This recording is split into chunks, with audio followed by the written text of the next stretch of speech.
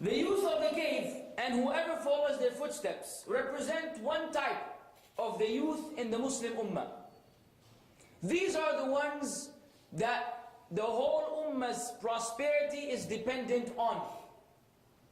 If the Shabab are gone, the kids are kids. And the elderly, their time is past. They still have a big role to play. But who carries on their shoulders the responsibility and the growth and the advancement of the Ummah? The Shabab. If this category, if this age group is gone, we don't have anyone left or anything left. And Allah will preserve the deen, but it will be preserved through these individuals.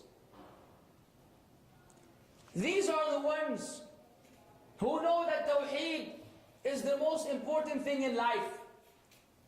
These Shabab don't commit no shirk, and they don't go to grave sites to worship the dead, and they don't call on anyone besides Allah Azza wa Jal. They follow the way of the Prophet Sallallahu Alaihi Wasallam and their love of Tawheed, and they follow him in his way of life.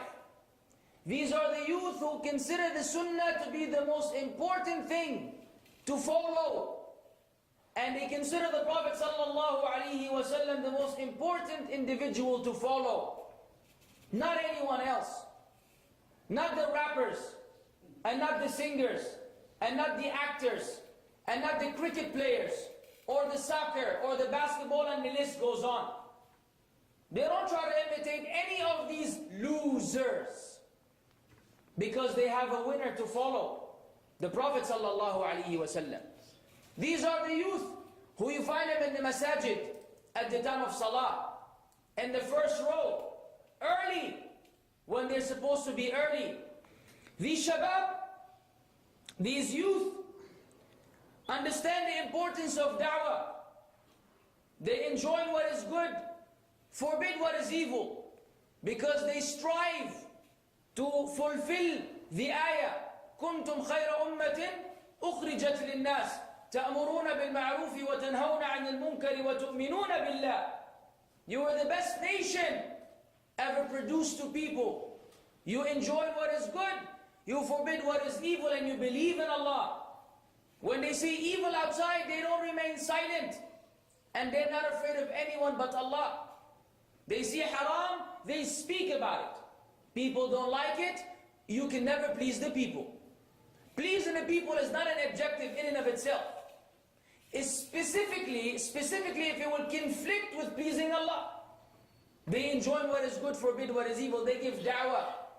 They're concerned about Islam and the Muslims and the spread of Muslims. This is something that is on their mind all the time. How can we bring the Muslims back to the deen? How can we increase the number of Muslims? How can we convey the deen to the non-Muslims? The Prophet ﷺ said, بَلِّغُوا عَنِّي وَلَوْ آيَةً. Convey of me even if it's one ayah which you know. They take this hadith they give it its value, and they try to live up to it, and they try to convey even if it's one ayah. These brothers and youth understand the meaning of brotherhood.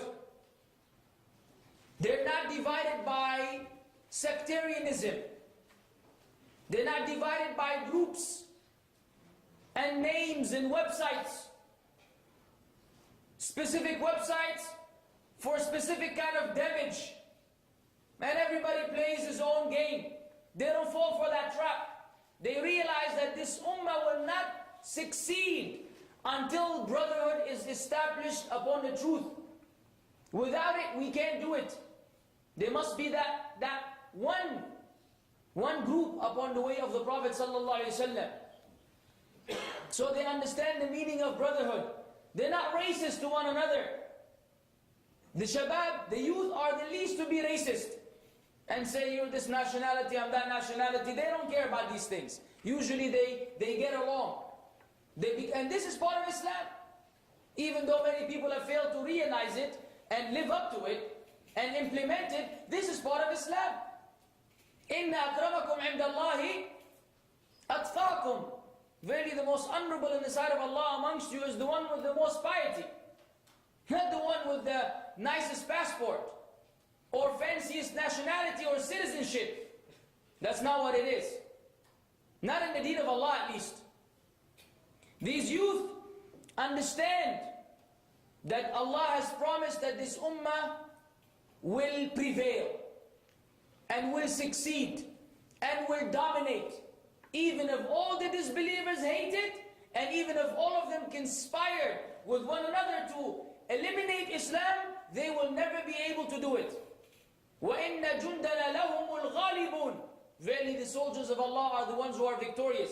Now they strive to be those jund of Allah, the soldiers of Allah. They're not wimps. They're not feminine in their behavior.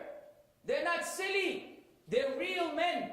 Even though they're young, they understand the responsibility on their shoulders, and they strive to learn the deen and propagate the deen and prepare themselves to defend Islam on all fronts. You don't know when it will be time for you know what I'm saying. They're real men. They prepare themselves. Our deen is one which will conquer. How? When we realize it and do something about it. When we raise the generations upon that, that victory will come. Until we start making changes, it will not be through us, nor will it be through our children, nor will it be through those after them. Allah knows how long it will take. But we need to start it now. These are the youth, which the ummah after Allah depends on. After our dependence on Allah, we depend on them. These are the jewelry of this ummah. They are the diamonds of this ummah. They are the asset of this ummah. And I invite every one of the shabab to join their ranks. Quit playing. Quit wasting time. Quit doing a disservice to Islam.